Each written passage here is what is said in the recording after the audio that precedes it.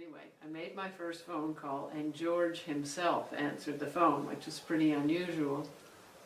And I explained who I was and why I was calling. And he was very polite but pretty abrupt, like, who are you, and so on.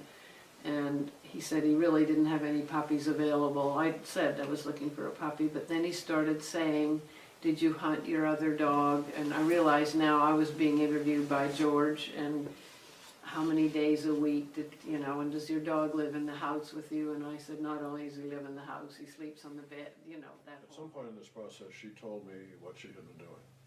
And she had, as she always has, a perfect sense of timing, because she picked the moment when I was ready to put the past in the past and go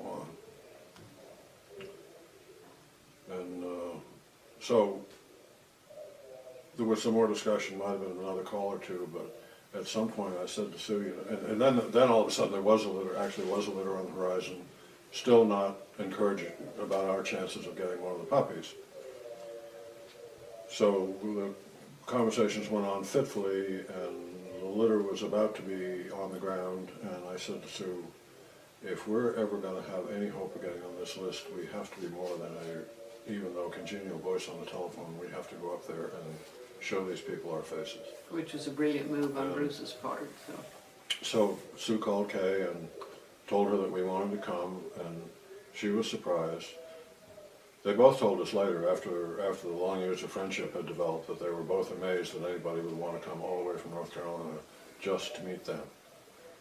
And but we did, and Kay told Sue, she said, usually George sees people for a while early in the afternoon, but she said, since you're coming from so far away, plan to be here at 12 and stay until about 2:30. We'll have extra time for you.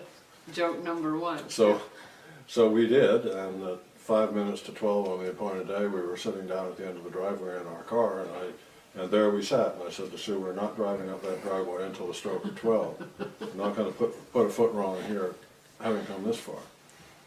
So at the stroke of 12 we did, we drove up there, and